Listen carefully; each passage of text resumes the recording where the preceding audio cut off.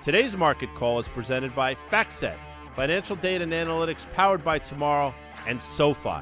Get your money right, all in one app.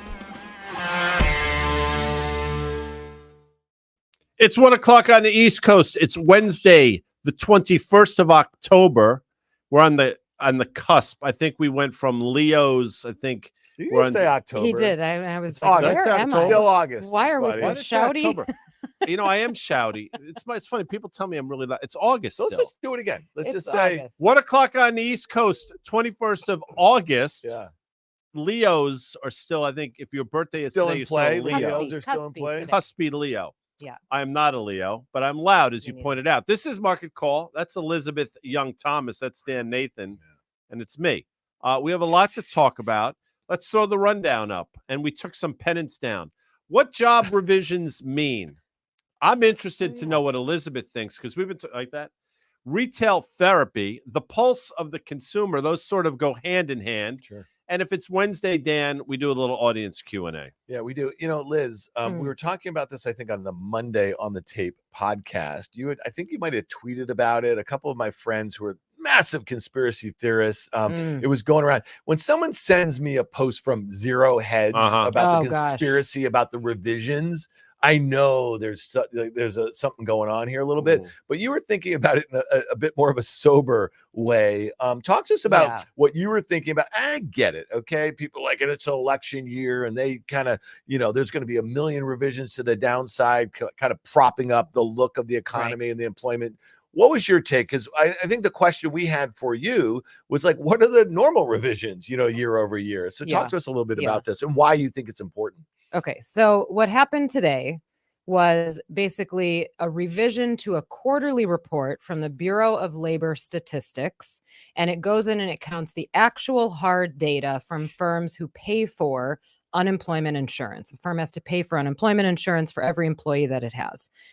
There's skepticism around the accuracy of this report. But what the number came in as, so this is for a 1-year period ending in March of 2024. So first and foremost, this is like really trailing data, right? This feels stale. The market had very little reaction. We had a little bit of volatility around the actual time of the release, but only because the release was delayed and nobody knew what to do with their hands. So we had some volatility around the time of the release, but the market is more or less flat to up today. There was really no reaction to this whatsoever, at least not so far. What happened was it came out and said jobs should be revised downward by 818,000 for that 1-year period from April 2023 through March of 2024, which averages out to about 68,000 jobs a month. Sounds like a lot, right? So it would mean that the beats that we've had on a monthly basis in the NFP reports are either not beats at all or not nearly as impressive of beats. Now, the trouble with this is that the market has obviously traded on NFP reports every single month as reported. So now are we supposed to go back and reverse everything that we've done over that period? Well, no, we can't. First of all, you can't really. And we don't really know which months this would even affect. The skepticism, and this is why there's conspiracy theories and there's all sorts of theories out there about whether or not this number actually matters. The skepticism is because if it's only measuring for the employees that employers are paying unemployment insurance for, that means it likely misses any immigrants that have entered the workforce and are employed on those same payrolls, okay? Because if they are an undocumented immigrant, chances are companies are not paying unemployment insurance for them. So they're missed. The speculation is that they are missed in this report, meaning that the revision down 818,000 could be overstated and suggesting that the labor market is weaker than it actually was. My take on this is that it's impossible to measure all of this stuff accurately. I am not a conspiracy theorist. I don't think that there is some kind of huge thing out there trying to trick us all. But it is an indication, and the fact that the market barely reacted is an indication that investors have now just gotten skeptical of if we can trust data at all and how much we should react to it, which in my opinion is not a good place to be because it makes the entire picture of the economy more murky. How do we know what's true and what's not? All right, so let's throw up your first slide because the visual of this, I think, again, picture's worth 1,000 words. So let's look at this. We'll talk about it, but let's sort of talk for a second.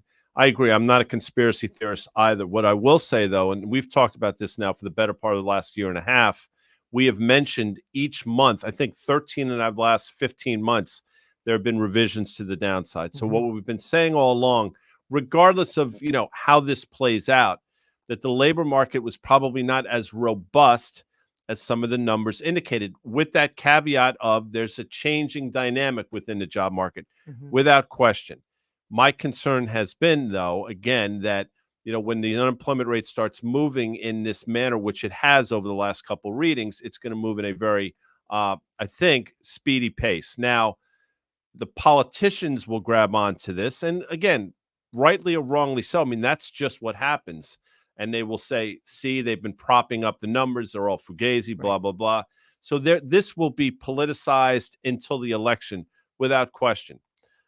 With that said, whatever you come down on, there's no escaping the fact, in my opinion, Dan, that the labor market is probably weaker than I think the market understands at this point. Yeah, and I guess what I would say, and Liz, you made the point, is like we can't go back and change the market's reaction to this data. But like at the end of the day, it's all a bunch of fugazi. Like I don't think it makes you question the validity of this data. It's noisy, it's difficult to calculate. There's lots of moving parts, and just think about, what we all expected for the economy in late 2023 into 2024.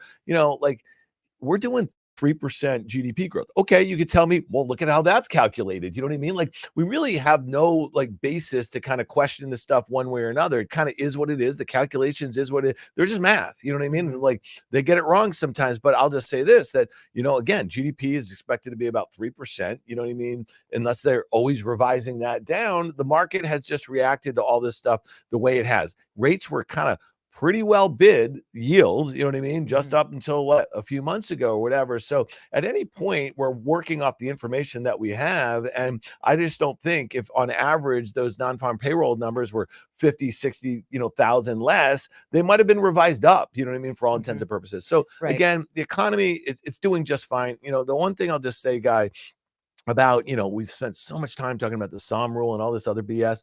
I mean, the average unemployment rate over the last 30 years has been 5.7%. So we just came up from 3.5. We're at 4.3. You know what I mean? Like, so whatever. Let's just get back to the markets. Let's get back to trading stocks. Well, no, this is about it, but it is about, like, it's not politics. No, I'm not saying it's politics. What I'm saying is, it's like, are we going to question all the data? You know what I mean? That we're saying. No, and I'm not, again, it's not, I'm not questioning. I'm not saying you're saying that. I understand why people would question. I mean, when you see numbers of that, Matt, you can understand why, especially with 80 days until an election, people are going to sort of grab onto this. Right. Well, if you want more of it, Liz, I think you're writing about it this week in your where can people get your SoFi note here? But let's put up that slide because, again, the visual of it, I think, is interesting. This is 7 years now, right? Yeah. Well, so here's what I would take away from this slide. Now, again, I think the important thing to also consider is what if that last bar for 2024 was above the line, not below the line? What kind of conspiracy theories would we be having at that point? So the narrative would shift. But here's what I take away from this slide. Now, this is only a handful of years, so obviously not a huge long-term trend that we're showing. But obviously the bars have gotten bigger over time. So the revisions seem to be getting larger. The average revision has been about 100 to 200,000 total, which would be about 7 to 14,000 per month. So to have a revision this time that's 68,000 per month is very large compared to the average revision that we've seen. I think the bigger issue here is that some of this is going to start to feel like, if not already is, the kid who cried wolf, right? So even if we get dramatic data, people have stopped reacting to it as much because we question so much about the measurement of it. What if some of the data that comes in is worth paying attention to and we don't pay attention to it, but you can't trade like that on a daily basis, right? So what's difficult, I think, for investors right now, particularly in an environment where we continue to try to figure out if this is a soft landing, a hard landing, or a different kind of landing, is that there is going to be data that contradicts itself and contradicts other data that's coming in.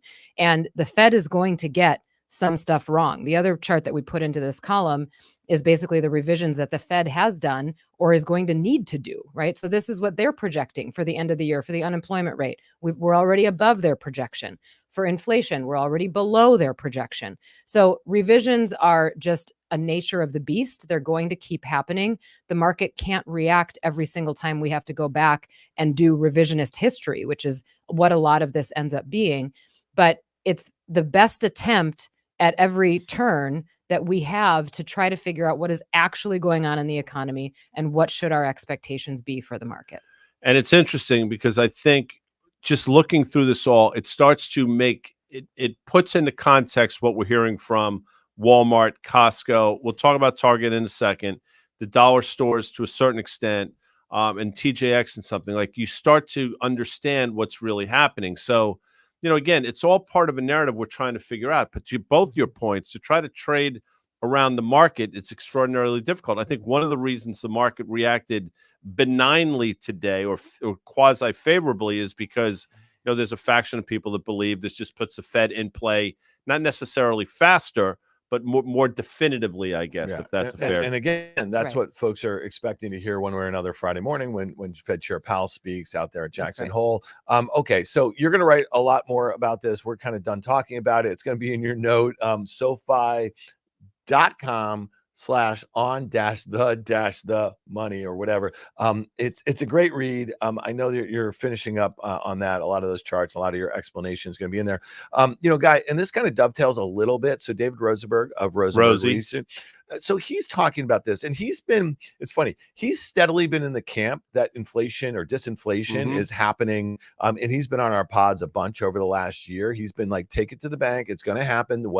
However they calculate it, it's going to get back towards their kind of 2% target. So this morning, but he's also been in the camp that the economy is weak, which I think is kind of interesting. So let me just give you the bullets of his note this morning. Consumer frugality and dis-savings remain the themes du jour.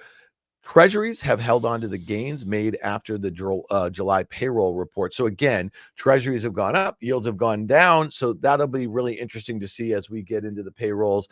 It's going to be September 6th, I think the first Friday of September. Demand is helping crush inflation too. It's not just about expanding supply. The economy is softer than generally portrayed. So I think Rosie's been in a really interesting camp that he's been like, okay, inflation's going to come down, but the economy is also weak, which he's expecting those rate cuts to happen. So again, if the base case right now is 25 that let's say Fed Chair Powell hints to, and then maybe a couple more this year, we have a NOVE meeting, we have a DECE meeting, so we're down 75 bips. That's kind of where the market is. And here we are with the S&P back within, range of that prior high guy. So how do you expect the market is set up? Obviously, fairly bullishly for rate cuts, or at least indications of them. Well, I mean, the reaction off that 2 Mondays ago low, suggests that the market is, steady as she goes, and I think set up on the long side without question. I think the leverage in terms of the buy side, long side bias is absolutely still there. So, and I'm not suggesting there's going to be any surprise out of some of the rhetoric from what we hear on Friday or we hear leading up to Friday. But what I will say is, I agree with a lot of what Rosie's saying. Now, Elizabeth's mentioned this, like she's not as concerned about inflation at this point, and it makes a lot of sense unless we get some sort of supply side thing again. Inflation probably is what it is at this point. It's painful for people, but it's not, I don't think, a problem for the market. What I think is a problem for the market is things are slowing down. I think the labor market is probably softer than people realize, and I don't think any of that is priced into the market. And again, you can look at these different retailers and start to figure out really what's going on. So into the meetings, again, the rate cuts historically, and you've done work on this, that's the wrong time to be sort of all in the market, in my opinion. It is. This is going to shock both of you. If we look at what Rosie said, I would actually take the other side of that and say right now, the economy is not weak. I don't think that there is enough convincing data that tells us we're in a tough spot. I think there is very convincing data that we are no longer overheating and that we shouldn't be concerned about demand entirely outstripping supply. And we talked about this, I think, on the Monday pod too. after those Walmart results, what we needed to hear, or what bulls would need to hear from these other retailers that were coming in this week, which I think they did hear now, is a theme that suggests that consumer spending is still okay, right? Because my speculation was, okay, if Walmart is strong, what if everybody has just traded down to Walmart and it's now that Walmart is just eating the other retailers' lunch? That doesn't seem to be the case. But the other theme that has emerged is that margins are expanding still because the amount sold has expanded because these retailers have cut prices, right? And they're drawing in more volume because of sales and promotions that they're running. Now, people are still spending money, and I think that matters. I think that that is an indication that the economy is not weak right now. There is no such thing as a recession without pain in the consumer. There is also no such thing as an expansion without spending in the consumer. So this is interesting, and this is from the Kobe essay letter. You can follow him or her on Twitter, but and I'm cherry picking to a point. And again, you can make numbers do whatever you want, but a record number of Americans are now working multiple jobs. Maybe that's just a function of this economy. Maybe it is that type of economy where people have multiple jobs. And maybe, 15 or 20 years ago, that was a sign of something. Maybe it's different now. I get it. But this is something that should be concerning. 11% of credit card balances in the United States are now delinquent. And that's the highest we've seen in over a decade. That's going to continue to trend that way, I think, which is a problem. And by the way, I think that sort of speaks to, and so you've said this, Dan said it, I'll say it again. The cross currents over the last 18 months, 2 years have been nothing like I've ever seen before. There's something for everybody in terms of if things are great or things are not so great. Market obviously is sort of leaning that things are not as bad as I would make them out to be. Yeah. Well, one thing, let's just go to this American Express downgrade. And you said it earlier. I think I was on our Fast Money call. This kind of seemingly came out of nowhere, right? So we've seen a lot of, we don't have to go into what we just talked about, the trade down and what's going on in this kind of middle end consumer. And, it's this high end consumer, at least in the US, that has been really hanging in there a bit. But some of the stuff that we saw from luxury, whether it was Gucci or Burberry, and I think there was a few others. I mean, the weakness in demand is really coming from China right now. So when you say that this is coming out of nowhere, it feels like it is, because we haven't seen too many data points, that are suggesting the high-end consumer has weakened dramatically. And the other thing is, well, why don't we just get into Toll Brothers here? And you said it last night on Fast Money as we're kind of looking at these results. The average cost of a Toll Brothers home is like $1 million, right? The average house in America costs, I think, like $300,000 or so. Does that make sense? I think that's the number. So you're dealing with a very high-end sort of buyer. A lot of those houses, I don't know the percentage, but I'll bet you it's more than a quarter are bought with cash right now, especially where yields are, or rates. We've seen, I guess the 30-year mortgage, it was just above 7%, come down to like 6.55, but that's not that enticing, for you to take debt if you could pay, the house. So Liz, kind of help us square this circle a little bit. Like, is there anything that you're looking at that suggests that the higher end U.S. consumer, and I think we just have to focus on the U.S. consumer is weakening? Well, LVMH actually, in their report, they missed. It was disappointing. They had weaker guidance. It was about the Chinese consumer, but it was also about the U.S. consumer. So there is some indication that the U.S. consumer has pulled back. Plus, we know that in Walmart's reports over the last few quarters, they've talked about the median income of their shoppers going up. So we know that more wealthy consumers have started to shop at more discounted retailers, trying to just make more money available given the bigger bite that regular things are taking out of their income. So I don't think at this point that high-end consumers have stopped spending, particularly if you look at just the results from this earnings season too, which is something that we dug into just to get a pulse check on it. Services, right? We've still got hospitality and leisure doing pretty well, which tells me that the high-end consumer and even the middle-income consumer continues to travel, continues to engage in services, and they're trying to save money on goods where they can. Now, in a normal environment where the economy is slowing, that's a trajectory that would occur. You start to save money on goods first. I mean, think about how inflation came down. First, it came down in goods, then services was the next piece. So there is a progression. So if people are trying to pinch pennies on stuff right now, the next thing they may try to pinch pennies on is services. We've also seen a couple articles lately about consumers going more into debt in order to travel. There was just one out about Disney theme parks, people going into debt to do that. So we may see more and more of that. I guess the part that is troubling right now and that I end up sort of befuddled about is we're going to get bad news. We're going to see negative headlines. We're going to hear about weakening consumer activity and weakening in the economy. We needed that to happen, though. So at what point is that just acceptable and okay and almost welcomed? Right. Or does it tip over into concerning? And I think that's what the market is trying to figure out right now. So far, it doesn't seem concerning. Well, that's been part of listen, to your point, that's what's been wanted for since they started, they being the Federal Reserve, since they started the rate height cycle. I mean, this is the outcome to a certain extent that they were looking for. So it's not like, to your point, that it was not without warning or not without want. I mean, this is sort of headed to where they want it to be. The question, though, is, should the market be at these, should the valuations be at these levels? So that's what I struggle with as well. Let's take a look at TJX. This is one of the things that, we collectively got right, target on the other side of that equation. But if you look at the TJX chart, we'll pull it up here. We're in this up channel for quite some time. I mean, now we're at the upper end, made an all-time high today. This is a name, if you watch Fast Money, we have talked about seemingly for years. You look at the report, what I'll tell you is, I mean, on the back of this, inventories were down about 1.7% year over year against sales growth of almost 5.6%, which again suggests that margins will continue to hang in there and this will continue to be sort of smooth sailing. The question is, Dan, is this one of those days where if you've been long the stock, you sort of pull the ripcord and look for a better entry point? I mean, this channel suggests that's probably the right thing to do. Yeah, and I would just say this. There's kind of a theme. Maybe Amanda can just rip through these retailers that we have here, starting with TJX, and we'll see if we can spot a certain. So let's go to Target for a second. Let's go to Ross Stores. So look at the three.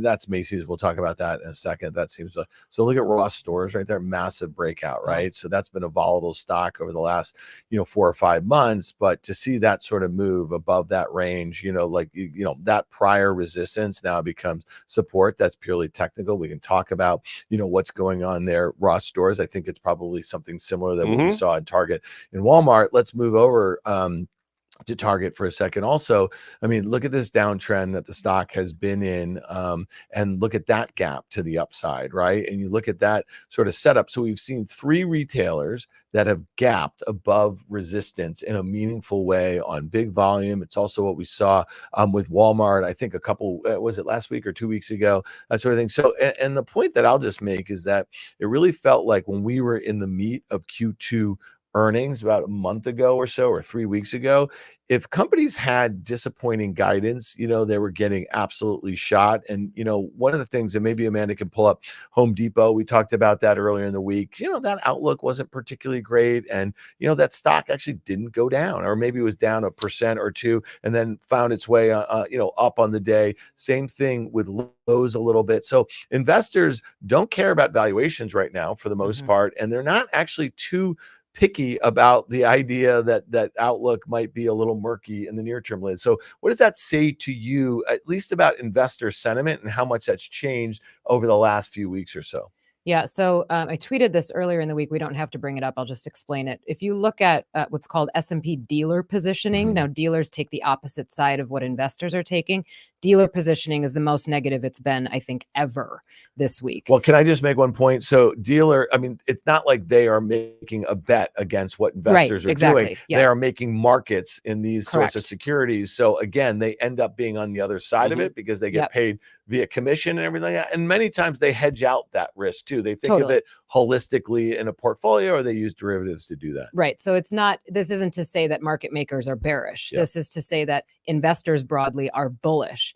The Home Depot and Lowe's stuff bothers me in the sense that it doesn't sit right, because if you look at those two stocks, we know what their results were. We know what their guidance was.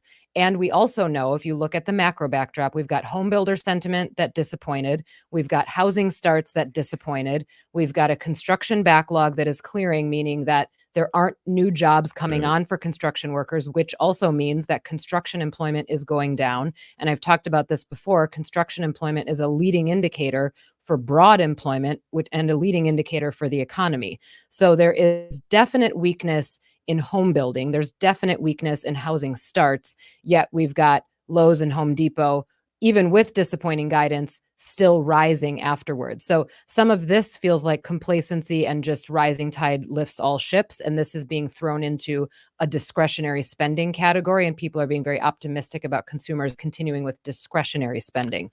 I don't think that that is going to come out as strong as what people expect for the rest of the year. That's right. And, you look at the Target report, this is as poor as they've been in terms of an operator over the last couple of years. This, it obviously surprised people just given the magnitude of the move higher. But, this suggests, at least for this quarter, that they figured it out. I mean, you just look at the comps and you look at their margins and look at the fact that their inventories are now in line vis-a-vis sales growth and where they've been. Good for them. But is it a tell, I guess, Dan, on the consumer? Because that's the bridge, or that's sort of the leap people are going to make, that, hey, wait a second, the consumer's in great shape. Just look at Target, Ross Stores, TJX, Walmart, Costco, the reaction in Home Depot. But again, if you sort of dig underneath the surface, I mean, to your point, Liz, there are things to be concerned about. Yeah, let's pull up DKS. And so this is Dick's Sporting Goods, and it's had like a pretty good run. It didn't get down to its 200-day moving average, but it was down to like 188 on the morning of August 5th. And, that was in a little bit of a downtrend if you look at it from the June highs. And that came after that last quarter report where there was a huge gap to a new all-time high. Well, look at this today. It's moving higher, okay, on some of the stuff that we're just seeing of some of these other retailers. And I would make the case that Dick's is, fairly discretionary, not too different than a Home Depot and Lowe's, just a slightly different category, if you will. So I'm just amazed, like how different or how much the sentiment has changed in such a short period of time. And, people will say we're going in a seasonally weak period. Well, this time around, we're expected the first rate cut in how many years? You know what I mean? So I don't know. I listen, maybe next week, Liz, you can come with some data. I think we talked about this. I know we looked at it kind of in a hard way. What happens, that period, you've been talking about it, right? That period in between the last hike and the first cut. This is the longest period, and that we've had that right, second longest ever. Yeah, and that's been great for stocks historically, but it's when they start to cut. I'd like to know when, on average, how much the market has sold off in the next 6-12 months. Okay, after that first cut. Maybe we get Mario on the I'm pretty sure we've already he's like done your that. AI. I don't mean like her Allen Iverson. I mean The answer, like AI. the answer. Elizabeth knows who Allen that was. Iverson. I tell you, he would break your ankles. I Allen do know who Iverson Allen was one of the Iverson is, great yeah. college basketball players of all time. All time. I'm telling you. I know. Was it I mean, Georgetown? I think, I I think he's about my age. So and he's he about was your playing- size, but he- he was a freak. He's petite. Yeah. But he was small not scared. and fast. And, yes, I think we've already done that analysis. Basically, what you'll find, it's not entirely consistent, right? Sometimes the market starts to go down right when they start cutting. Sometimes it waits a few months. Yeah. The timing is different each time, but we definitely have that analysis. But you're right. It's not even just when they cut, you get concerned after that. It's things like when the yield curve uninverts, or as the yield curve is steepening, stocks tend to struggle. So the thing that I've been trying to do, because I don't want to just come out and talk to people about, oh, here are the concerning parts of the macro data, here are the good parts of the macro data. The question then becomes, well, what am I supposed to do with it? I recognize that people don't want to get out of equities yet, and that is fine. I don't think that there is anything screaming that we need to sell all of our equities and get into, bonds and butter. But if you look at even just the industry groups that typically do well, not even just broad sectors, the industry groups that typically do well in a falling dollar environment, which is what we're in right now, and if the Fed starts cutting, that continues, and an environment where the yield curve is steepening, particularly bull steepening, it's things like medical devices, it's defense and aerospace, which we already know has done pretty well this year, thanks to the L in your clam. You're familiar with that. Yep. You obviously watch Are you a CNBC's big fan of Fast the Money. Fast Money at He's 5 talked p.m.? about it here a number of times. Yeah. And then quizzed me on it, so I remember. Yeah, But, I remember. So Chevron. and Lockheed Martin, energy. Agnico Eagle And Mines, then M is what? Martin Marietta. Okay. Heavy defense. That they But- make like Guy, that But is good like call. that is the absolute doomer. That is like think Guns about and that. butter. That is Guns and butter. doomer like acronym like that I've ever seen. Yeah. If It's there was more like a boomer water than company doomer, that we could but- throw in Yeah. there, and guns. Who makes like actual guns? You know what I mean? Well, it used Yeah, to be well, Smith and Wesson and Yeah. those You types could of also, companies. What's So, the I'm sorry, word? back to the Anyway, Ellen clam. so the question ends up being, well, then what am I supposed to do? Where do I put the money? Because I think that there will be a more decisive rotation that'll happen in the equity market into things that typically do well in those environments. We're about to embark on that environment. And I think we're going to look back on this and be like, oh yeah, why wasn't that more clear? Let's look at staples. Look at consumers. Yeah, XLP right. is making a new high. Look at Yep. XLU utilities. So it is weird that a bunch of defensive stuff acts really well, and to the point about your gold. Also, I know you guys are both long of, but the dollar is really important to me. Let me tell you why. So as crude's coming in, as the dollar comes in, and as yields come in, if the cutting of rates does not stoke inflation, okay, and let's just say crude continues to go down, all of those three things are a huge headwind to U.S. multinationals. Is that fair to say, right? So the weak dollar yields, right? Now, some of those big multinationals with those cash hoards were really happy to be able to earn finally on those sorts of things. But let's say crude doesn't get stoked higher, or some of these other kind of, industrial commodities by lower rates. Well, then that's probably a decent thing. And then I'll just throw one other thing. A lot of folks are expecting China to start to really stimulate that economy. Yeah. And so I'm not trying to paint a too rosy. I've just been sick of just being bearish on the economy, because I've been really wrong on most of those inputs since late 2022. And again, I just have to go off the market that we have right here. It's like they don't seem to care. They don't care about that revision to the jobs number. So when will they? So right. Well, and that's why I'm trying to say, so what are you supposed to do in this environment? I don't think the answer is to keep buying semiconductors until your face turns blue. I think the answer is to start looking at some of those sectors. And it sounds like a purely defensive play. It's not. Frankly, some of it is a purely dividend play. If you've got rates coming down and people who are now accustomed to getting 5% in a money market fund, they want dividends, but they don't want the money market fund anymore because rates are coming down. So where do they put it to work? And that you can buy dividend ETFs. There's one that's a S&P high dividend, low volatility ETF. I think that's a great option. There's all kinds of really good dividend ETFs out there to sort through. And I think that dividend paying stocks are going to do well. It happens to be that a lot of dividend paying stocks fall into utilities. They fall into consumer staples. Some energy companies pay a healthy dividend. So you're going to see those sectors show up in those themes. And I think that's something to pay attention to, because staples are a bit expensive right now, especially for being staples. But something like energy and Utes have done well this year, but not nearly as well as other sectors. So you can get attractive valuations. And I think some of the stocks in those sectors have done well. And if you look at just other places that you could have made money in the market this year, they've gotten ignored and overlooked. And I said this on Closing Bell yesterday, sort of there's groups in the market that are like, hey, don't forget about me. I did well this year too, right? So I think investors need to look at that and start to build positions. Throw up an XLU chart to Liz's point, Amanda. You go back 3 or 4 years, you'll see. I mean, we're getting towards levels that we last saw in the summer of 2022, around this date in 2022, as it turns out. 77 and $78 ish in the XLU. We're obviously sort of approaching that now. So just keep that in mind. But the XLU, you sort of get the double whammy, and the benefit of lower rates is bullish for dividend paying stocks, which utilities are one of them. And then obviously they're getting the sort of the kicker of the fact that the energy being used in this whole AI revolution is working for these. I mean, if you want proof positive of that, there's a company called Vistra Energy, Vistra. I think the symbol is VST. This is a sleepy sort of look at what this stock is. See, this stock shouldn't trade that way, is my point. I mean, it's a $30 billion company that did nothing for years. And when I say nothing, I mean, that's the way these stocks trade. And then on the back of this AI revolution, you've seen the move that names like this have had.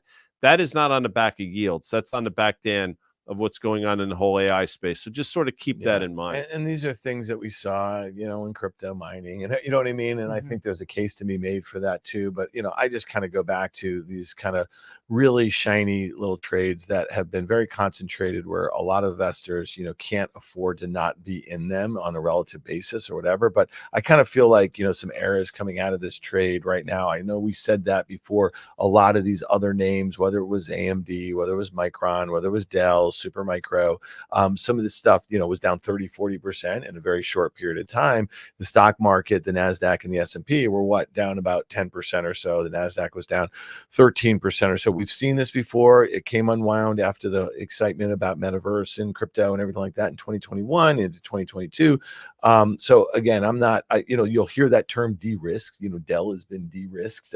AMD has been de-risked. Well, they still need the demand for these products, the companies that are doing very well. And so to me, I'm just a bit skeptical. We know we have NVIDIA next week. Let's just see what that guidance looks like. And listen, let's just say the guidance is not as strong. It's not better than the whisper, and the stock doesn't go down. Well, then the fix is in. You know what I mean? Mm-hmm. And then you actually go after those de-risk names, because you will see a broadening out of this trade. Well, that leads us to Scott A's question. What's more important for the market, Jackson Hole or NVIDIA earnings? Ooh. And that's a good question. I think you know what? We're going to know Friday afternoon. I think We're to a gonna certain know, extent. and We're going to know with this time next week. We're going to know a lot. Well, is it next? When are they? 28th, right? Yeah. So yeah, A week from today. we're going to know pretty much.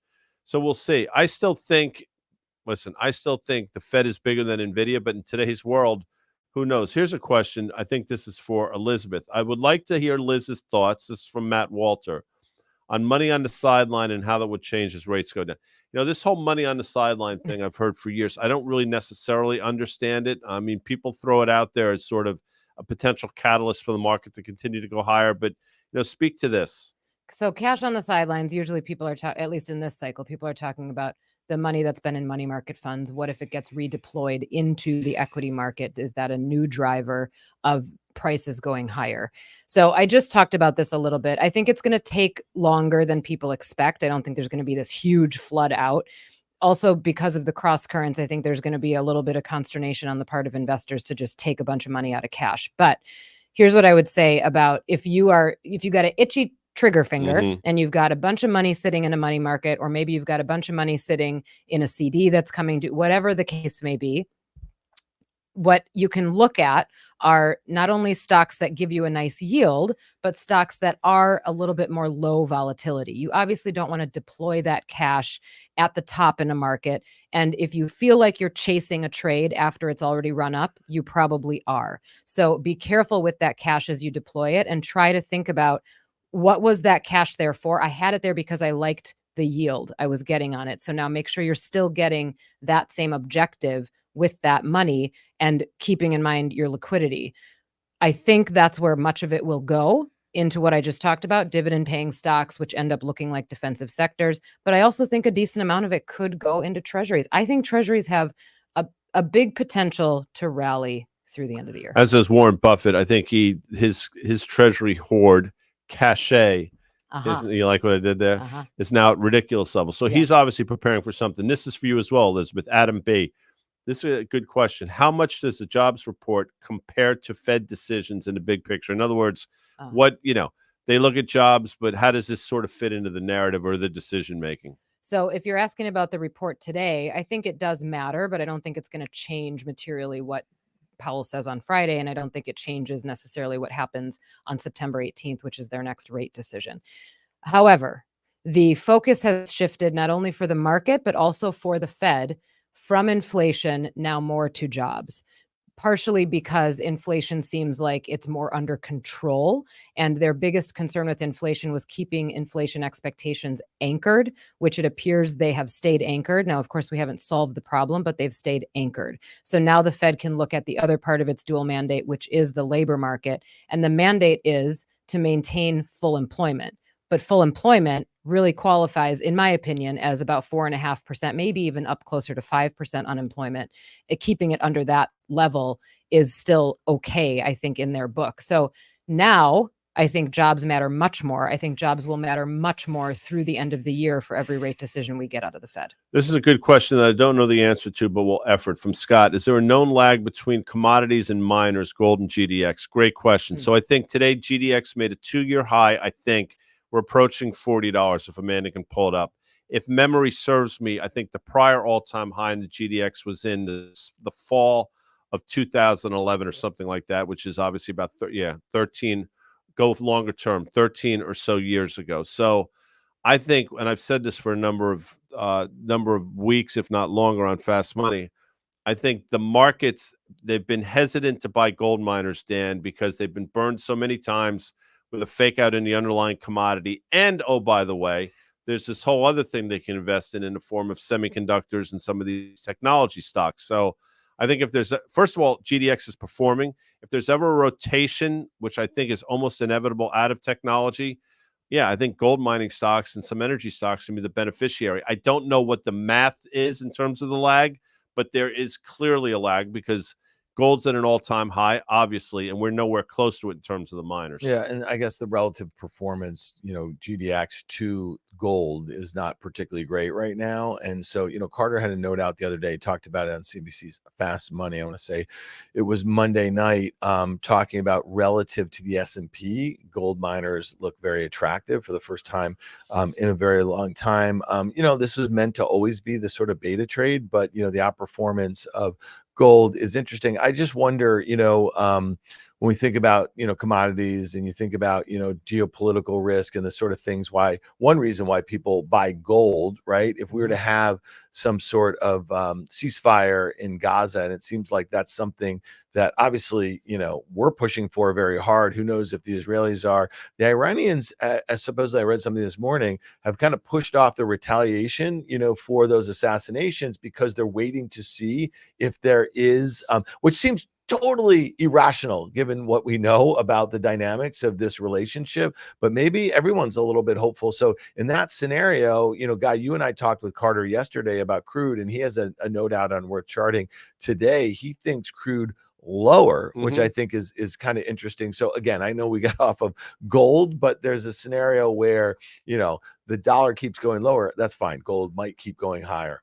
Yeah, I think a lot of it is dollar based. I think more of it is central bank based and a concern about central bank policies and stuff. And gold's working. I think it'll continue to work. Last question, Romeo Tango, which is a military thing, I guess. This for you, Elizabeth. Should Fed declare a neutral rate target and move forward to it? That's interesting. I mean, sort of set a rate and set it and forget it type of thing. Pros, cons, likelihood. I think the likelihood is 0, but what do you think? I don't think they should, because I think every cycle ends up being a little bit different. If they set a neutral rate target, we're going to think that is the expectation that is static. And I think we've learned, particularly in this cycle, that monetary policy cannot be static. So I don't think they're going to. And I think there's still a little bit of a wound from what happened in 2018 when they misspoke about what the neutral rate would be. And markets overreacted, and then we had to recover from it after, I believe it was Christmas Eve that we bottomed. Oh, look at you. How much was the market down? 19.9%. Yeah. From Halloween until Christmas Eve. Christmas Eve. Look at you. Yeah. You've obviously watched CNBC's Fast Money. Is that where I learned that? Yeah, maybe. Oh. Or maybe you just knew So it on I don't think they're going to set a neutral rate. The best way that you can get a sense of what they think perhaps might be the neutral rate in this cycle is when you look at their summary of economic projections. We'll get new ones in September. They do publish a long-term Fed funds rate expectation. Isn't it interesting, though? So when you think of a neutral rate, the idea is neutral enough to not affect the economy one way or the other, That's up or down. And it's interesting to me. I mean, we just spent the last 35 minutes talking about all these inputs and all the things, how we think about it through the lens of the stock market, and what they're telling us about the economy, and then wrapping it up with what the Fed is likely to say and do, over the next, 3 months to a year or whatever.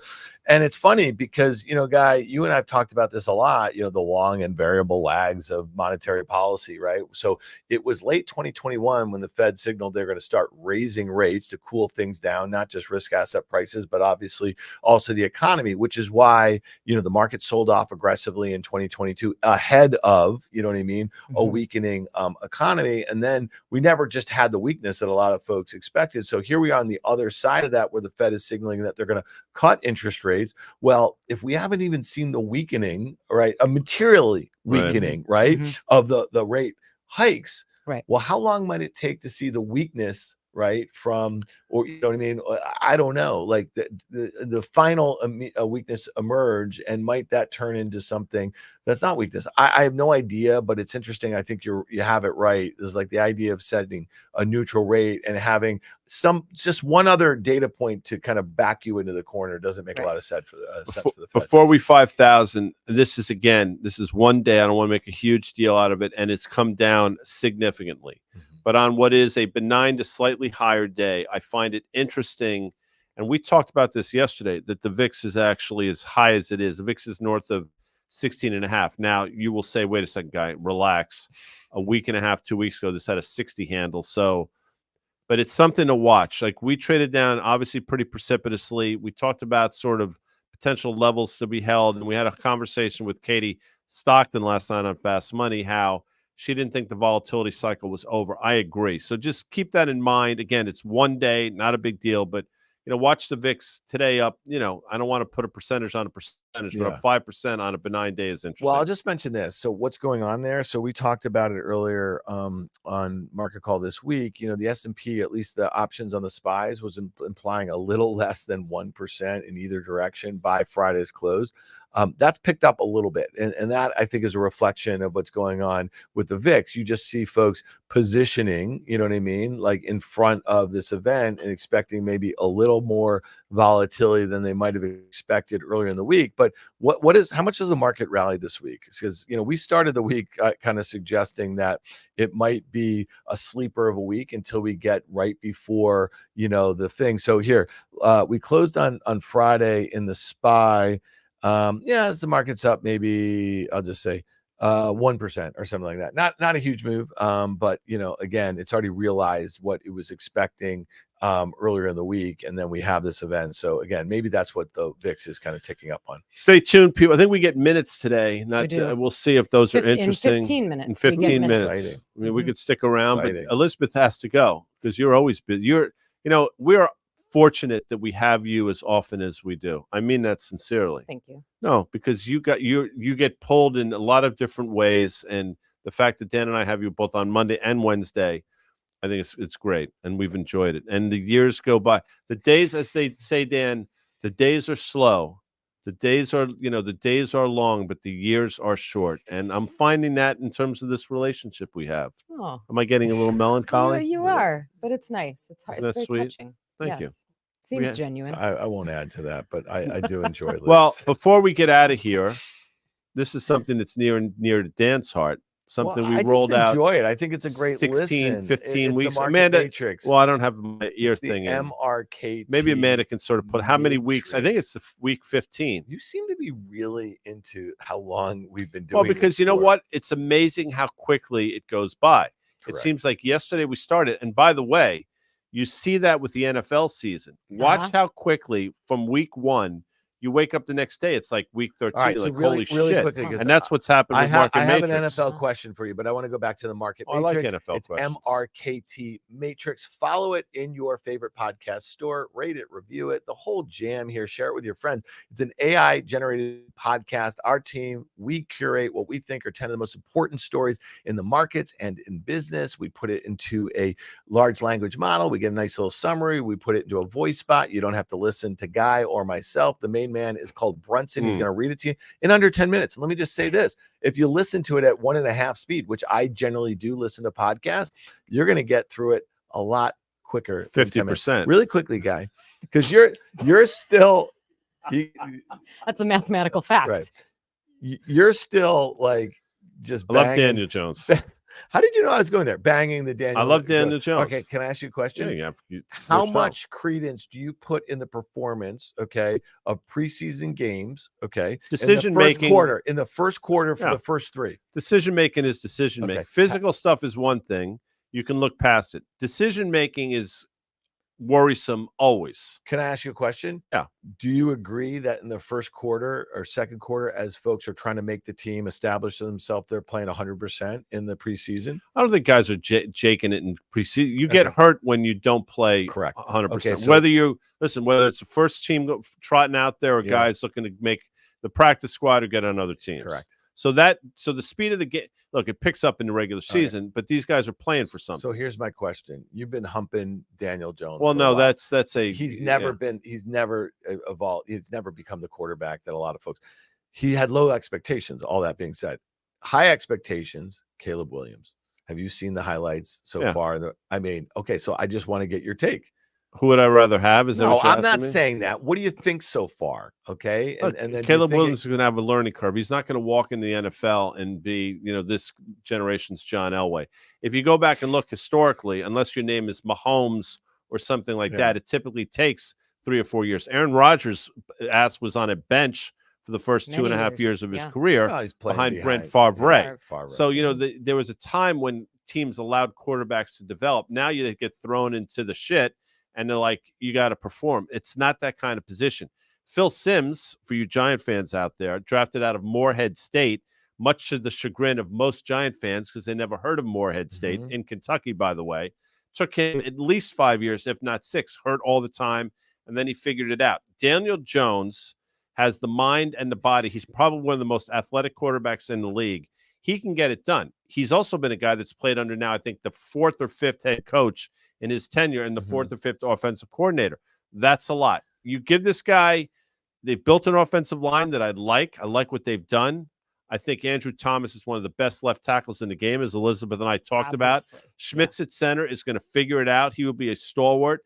I like what they've done at guard. I mean, they have the makings of a decent offensive line. This kid, Malik Neighbors, you watch and see. By week 4, everybody in the league is going to be talking about this guy. He's the Jamar Chase of this draft. So watch him. I like Daniel Jones. I will continue to say you can win a Super Bowl with Daniel Jones at quarterback. The NFC East is not an easy division to be playing in. I'll just say this. Listen, the Eagles are what they are. The Cowboys, we'll see. I mean, they got problems with the Cowboys. I have a prediction. A lot of guys want to get paid. You can only pay so many guys. I have a prediction. CeeDee Lamb wants to get paid. I want to get paid. I'm not coming at your Giants. I'm coming at Liz's Packers. I think this is going to be the first season since 2007 that the Bears, led by Caleb Williams, sweeps the Green Bay Packers. Well, let's see what happens. I like the Bears. About that. Caleb Williams. I think they put together a good team. I thought the Bears were the surprise team in the league.